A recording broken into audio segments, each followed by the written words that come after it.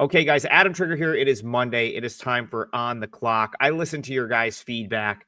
You guys said more Major League Baseball. We'll focus more on Major League Baseball here. On a day like today where I did the double game video for first pitch, I'll probably throw in some KBO. So we'll do more Major League Baseball, and then at the end, for you KBO enthusiasts, we will touch on something KBO related. So if you are looking for Astros Cardinals or Tigers Brewers, head on over to the WagerTalk YouTube channel. Check out Monday's first pitch, pre-recorded first pitch, because I talked about those games on there. So I'm going to hit two more Major League Baseball games here. And if you're looking for my first 5% max bet of the season, you can head on over to WagerTalk and find that. I'm up 17.73 units so far this MLB season.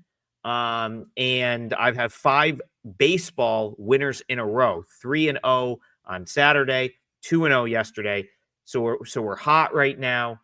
And I've got my first 5% baseball play of the season today. I am as confident as I've ever been in my models coming into this season. Spent a lot of time on those in the off season, running a double projection, double model system. And I'm really confident in the output, from those models. So again, as I sort of match them up to spots, I have one of the bigger discrepancies from a value perspective, numbers perspective, that I've had all season today. And I'm confident in my read there. So first 5% max bet of the MLB season up tonight at wagertalkwt.buzz/AT. And we're going to go 3 minutes on the clock. And we're going to start things off. Let's start things off in Tampa. Let's head to Steinbrenner Field for a home, well, I guess you would call it a home game. It is their home field this year, between the Rays and the Red Sox. And what I'm looking at on this one, as I lose my place, try to find it. So what I'm looking at on this one is pretty simple. I don't know that the market or anyone really knows what the ceiling can be for Shane Baz. Because he's pretty much been hampered by injury his entire career. So this is a guy that was a first-round pick back in 2017, 12th overall pick in that draft, and he's really never been healthy. He's shown flashes of being elite, but pretty much any time we've sort of seen him thrive, he gets hurt. So again, I just don't know that there's an appropriate sort of benchmark for what he can be when he's fully healthy. And I feel like this season, coming into this season, Baz looks fully healthy. Maybe the healthiest he's been at any point in his career, right? Because he's typically, any other year, he's either been battling something or coming off of an injury. And so I feel like this might be as good as it gets from a health standpoint for him. And he's been phenomenal in his first 2 starts, 13 innings, 16 strikeouts across those 13 innings pitched. And when I look at him throw the ball and just you have a relatively long career at this point, right? I believe he made his major league debut back in 2021, but then just look at how many appearances he's made since 2021. It's not that many. I just don't think anyone can truly price Baz, because I don't think anyone knows where his ceiling is, which I think could be pretty high. And I probably have his ceiling higher than the market right now. So it's really a play on Baz for me. But the other thing that I think is worth pointing out here is the Rays are just doing Rays things again, right? This organization has figured out how to do more with less for years. They've made contenders out of teams that had no business being a contender. And it's because of the way they evaluate talent, the front office decisions that they make. They almost always, with a small payroll and less resources, almost always have themselves competitive and in a position to win. I'm not sure I love this Rays team. I don't know if they make the playoffs. I don't know if they're that good, but I do love some of the things I've seen in relation to Junior Caminero. Looks like he's an absolute superstar. And he was banged up last year, so I don't think last year was a true sort of indication of how good he can be. And then some of the guys that have come up from AAA, Jake Mangum has been scrappy. I love the signing of Coco Montes, who at one point last year was the leading hitter in AAA. He ended up going over to Japan to get paid, comes back, Rays pick him up. He's now in the starting lineup. So again, high on Baz. Think the Rays might be a little bit undervalued. Minus 120 is the way it would go in that game. Didn't make my client card, but again, tough to pass on Baz at this price, especially if you're someone like me that thinks that he is what he's shown so far this year, especially if he stays healthy. All right, let's move on. Let's get 3 minutes back on the clock, and let's head north of the border. Braves, Jays, very interesting game here because, you look at the Braves and you got to start thinking, okay, time to buy low with this team. But my numbers, which I am inclined to very much trust going forward, I trusted them out of the gate, but as we build up an in-season sample, I'm even more sort of trusting of what the models are spitting out. My numbers really like the Jays. So it's kind of a conundrum for me here because I know that the Braves are probably undervalued, but my numbers really like the Jays. I see kind of reasons for that. So I was a little bit torn on the side, and I guess I'll just look at the total and look at the over because I think both of my sort of opinions here lead me to believe that there's probably some runs in this game. So Easton Lucas might actually be for real. Like, I don't know. He's not this for real. He's not going to have a 0.00 ERA all year. But he's been really good. And I think he may have maybe found a home in Toronto, maybe found a home in the starting rotation. 11 strikeouts in 10.1 innings pitched. We talked about him last week on this show. He's a guy that I wasn't high on coming into the season. I still don't think I'm high on him, but I'm at least going to acknowledge what I've seen. He's looked very, very good so far in 2 starts. And, I will acknowledge the fact he's a guy that pitched for essentially for 6 different teams last year. He was a part of 3 different organizations, up and down from AAA, in and out of the bullpen, asked to be a starter, back to the bullpen, sort of got hit with it's really tough on a pitcher to really have zero sort of regiment routine, to constantly get pulled in all those different directions. And he was pretty good at that. And I think he's doing the most with this opportunity in the starting rotation for the Jays. Now, again, I'll go back to the fact he's not going to hold a 0.00 ERA much longer. He's been very fortunate to this point. He's given up hard contact that he's gotten away with.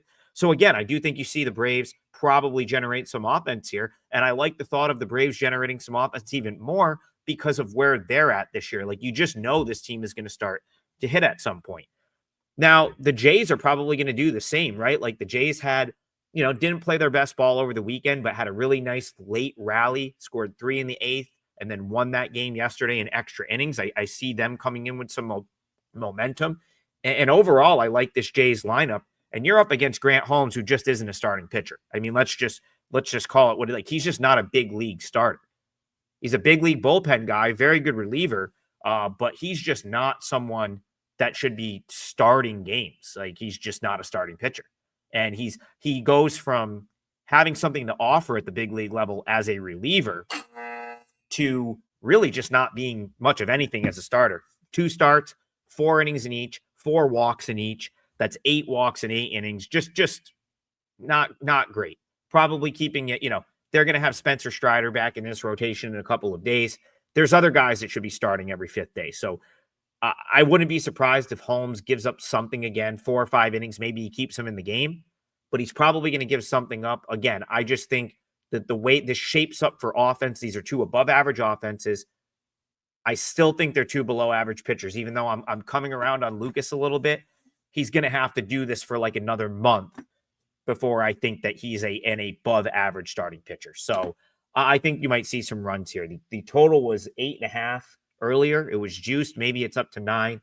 Wouldn't be surprised if you see some fireworks in that game in Toronto. Okay, let's finish things off. KBO league-wide off day on Monday. That means Tuesday. So Tuesday morning is the start of the new KBO week. It looks like we already have a game canceled. NC Dinos, probably because their home field is still being inspected. So they were supposed to play Doosan at home. They, of course, had the tragic scenario where a piece of their stadium fell and killed someone. So they're still trying to figure that out. So NC, it does appear NC Doosan has been canceled for tomorrow. So there's 4 games. And I'll look at the team that NC played over the weekend, the Lotte Giants, who ended up sort of lucking into a home series. So because of the stadium issues with NC, they had to play their home series against Lotte in Busan at Lotte's home field. So even though Lotte was the visitors and batting first and in the visitor dugout, just to give NC as much of a home field advantage as possible, that was still a home series for Lotte. And I think that they maybe, they took 2 of 3 and maybe a little bit inflated because of that. Now, the key here is the status of Ruben Cardenas. Ruben Cardenas missed last week. He was out on paternity leave. I've got to guess that was the plan. Like he played Sunday. So, they probably gave him the week for paternity leave, both Monday off days. So he's been out for about 8 days. Jake Cave for Doosan just left paternity leave. He was out for like a similar period of time. So I'd be surprised if Cardenas is not back in the lineup here. I think that, and that's certainly huge. I do believe he's the best hitter in this league, at least if I were to power rate hitters in KBO right now, Ruben Cardenas would be one of my top 3 hitters in the entire league. So he is that important. Now, Kiwoom was able to go 2-4 last week without him. They still are capable of winning a game without him in there. And they're certainly capable of doing that with Kenny Rosenberg on the mound, who is their lone import starter this year. And through one of the great games of the KBO season so far, last time out against the league leader, LG Twins, 8 innings, 4 hits, shut them out, 13 strikeouts against one walk. It was one of the best pitching performances we've seen yet this year. This is a guy that was in the Angels organization last year. He had a really good run at AAA with Salt Lake. He is someone that I am very high on, and I think he's going to continue to dominate KBO. So right now, Kiwoom on the road, -115. I will point out they're up against Gwinnett Na, who had a slew of off-the-field issues last year. So, he's someone that I don't think you can really look at his numbers from last year. He had a lot of stuff going off the field. I think he got suspended for, drinking. There was something. I can't remember if he was the one that was gambling related. I definitely think he had something going alcohol related, possibly showed up and pitched drunk one day. I'm pretty sure that was it.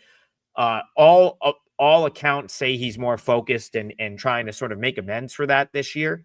And he's definitely pitched better. He's been very serviceable in his first 3 games, but even Nod, his absolute best, is not better than Kenny Rosenberg. And again, I think if you get Cardenas back in this lineup, Kiwoom -115 is an absolute no-brainer. So have not played this yet. Will be looking at Kiwoom. I will be trying to get that information to see if Cardenas is going to return tomorrow. If he is in the lineup, you got to love Kiwoom with Kenny Rosenberg on the mound. So keep an eye out for that. That might be something I actually play because Kiwoom -115, huge edge in pitching.